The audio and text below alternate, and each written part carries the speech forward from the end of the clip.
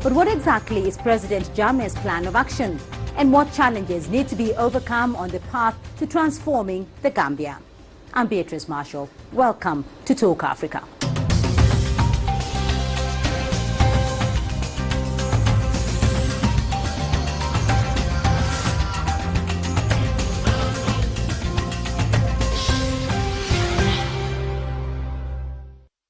Now, the Gambia is situated on either side of the Gambia River, the nation's namesake, which flows through the center of the country into the Atlantic Ocean.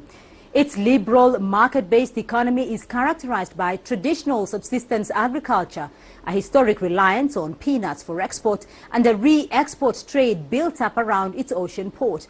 Before we hear from the country's President Yahya Jammeh, here's a brief overview of the nation of the Gambia.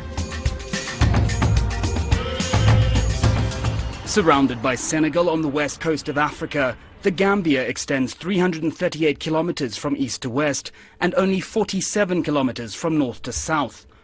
After 200 years of British colonial rule, the Gambia gained its independence in 1965, and unlike other countries in the region, has enjoyed long spells of stability ever since. But the stability has not ensured prosperity. Only 1/6 of the land is arable, and poor soil quality has led to the predominance of peanuts over other crops. Tourism is a vital source of income for the nation, with most visitors drawn to the resorts that occupy a stretch of the Atlantic Ocean. While the Gambia is one of Africa's smallest nations, it's also amongst its poorest, ranking 168th out of 187 countries in the United Nations Development Programme's 2011 Human Development Index. Poverty is widespread, pervasive and predominantly rural.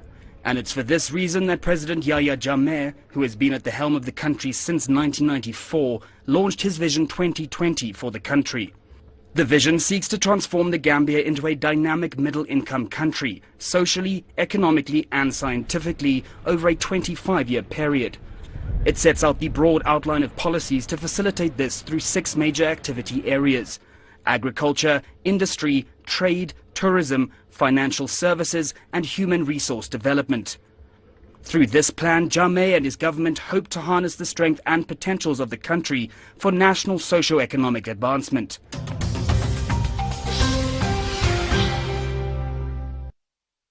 Now, in March this year, foreign ministers of China and the Gambia signed a joint communique to resume diplomatic ties in Beijing. And the two countries have now resumed diplomatic relations at the ambassadorial level. And with the launch of Vision 2020, these are exactly the kind of international ties that President Yahya Jammeh is hoping to attract in order to transform the West African nation. CCTV Africa recently visited the Gambia to speak to President Jammeh about his vision of transformation. You know, March this year is very significant because Gambia and China resumed the diplomatic relationship, and China also supports Gambia's effort in safeguarding its national sovereignty. So, Your Excellency, do you think that the two countries can further strengthen the political mutual trust and have more coordination and cooperation in regional and international affairs? Tourism is the best school for cultural exchange. Most of the time we have most of the problems that we have today are thanks to lack of knowledge of each other's culture, lack of understanding of each other's culture. Through tourism, we learn about each other's culture. You see people in their natural setting, the way they live, we understand each other. Then we build friendship.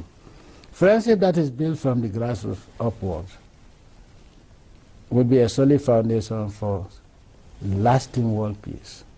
It's not friendship at the level of government. The government come and go, but the people stay.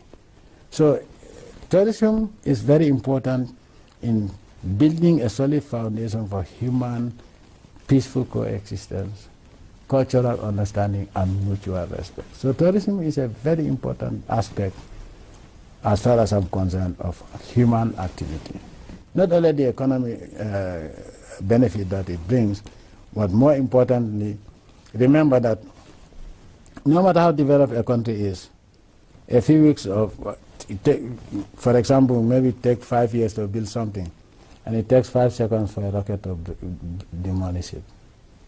But if there is cultural understanding, there's mutual respect at the grassroots level that elect governments, I think there is great hope for lasting world peace. So I want to see all the people of the world come to the Gambia, the Smiling Coast, and also find out why we are called the Smiling Coast.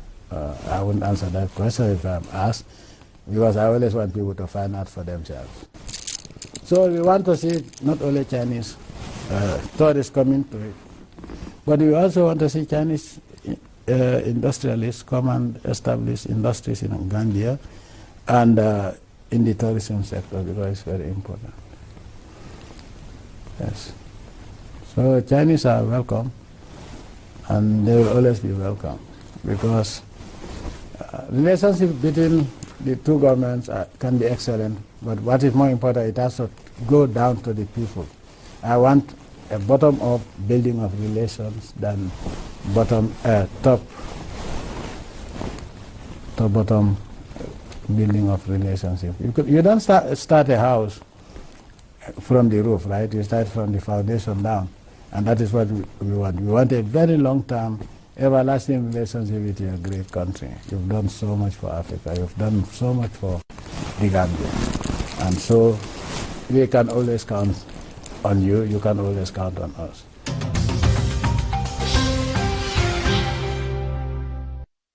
We're going to take a short break now, but when we return, my expert guests will help further unpack the process of transforming the Gambia. To stay with us.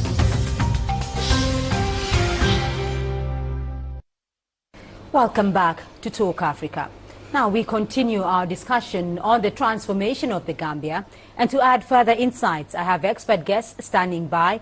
In Lagos, African Affairs analyst Achike Chude. In Beijing, Professor Ho Wenping. She's a research fellow at the Institute of West Asian and African Studies. And with me in Nairobi, Dr. Bob Wekesa. He's a postdoctoral fellow at the Wits University in Johannesburg. To you all, welcome to the program. Achike Chude in Lagos, let me start off with you.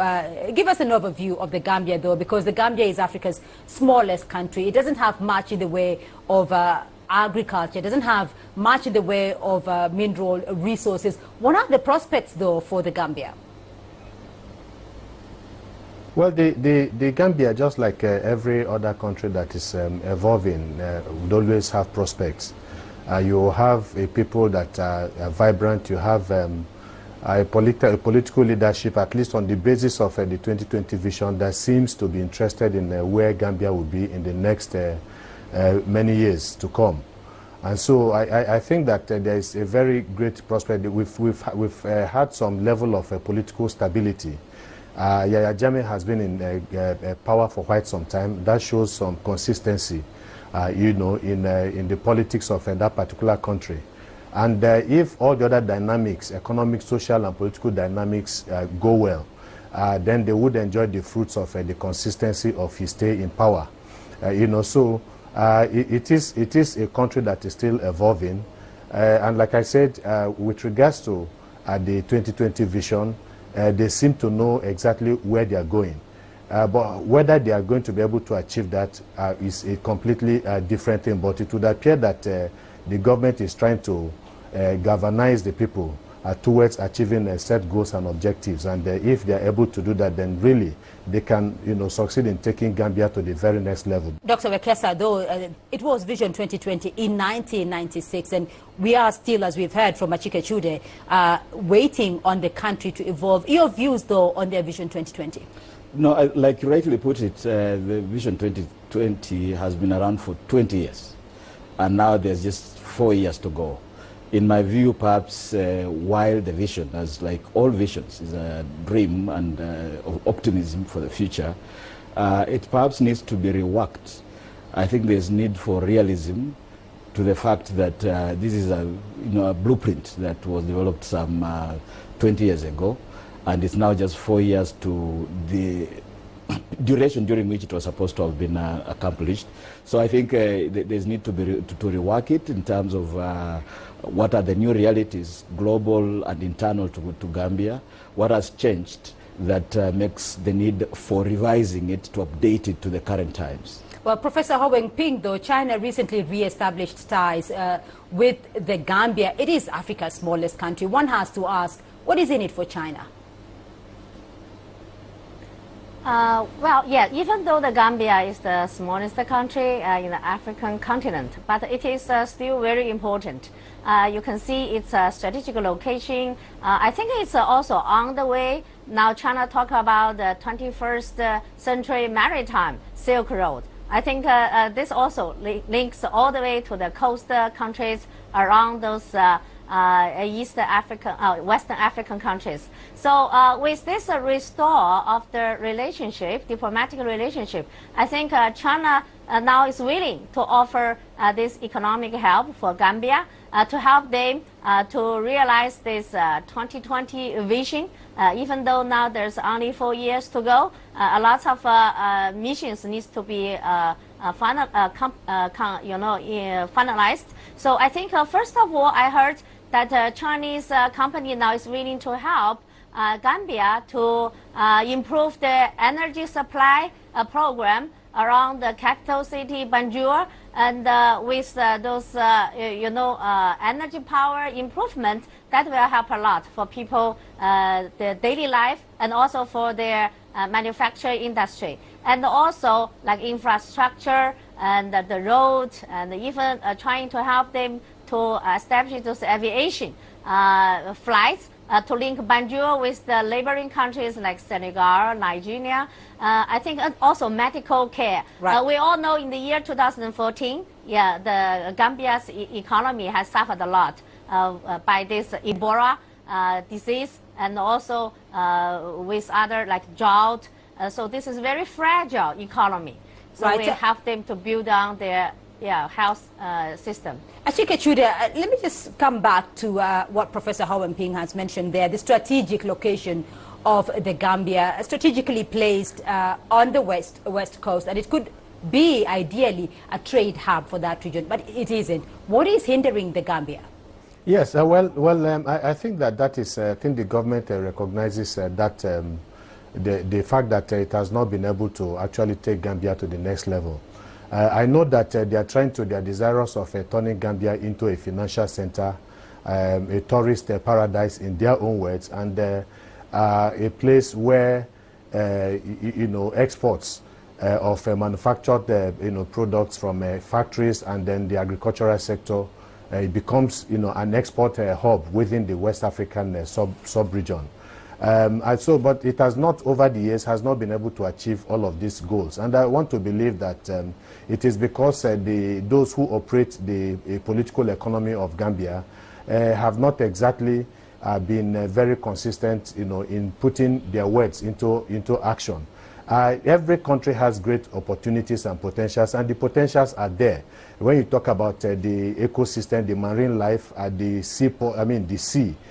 These are things that elements of power, one would say, that are very critical in ensuring, national power, and so they need to do much more than they have done in the past, because, like we said, geographically, Gambia is in a very, very good, has a very good location, and if they are able to get their acts right, mobilize the people towards, having a positive national focus, there's always that possibility that they could actually transform, the Gambia into a into a trade hub within, that particular region of the subcontinent. Dr. Wekesa, though the Gambia is not alone in Africa in being a small economy with lack of resources, lack of mineral resources, that is struggling to get by. 50 years down the line, though, after the independence of many African countries, how should we be looking at these countries? What is it that these countries need to do to take themselves to their next phases? No, I think one is the fact that in terms of countries not having certain resources, like mineral resources, doesn't mean they don't have resources at all. To start with, quite a good number of countries just rely on the human resource alone. So, and the Gambia in this respect is endowed with a very good tourist endowments. It has a very good agricultural land. It's actually the economy that relies quite a lot on things like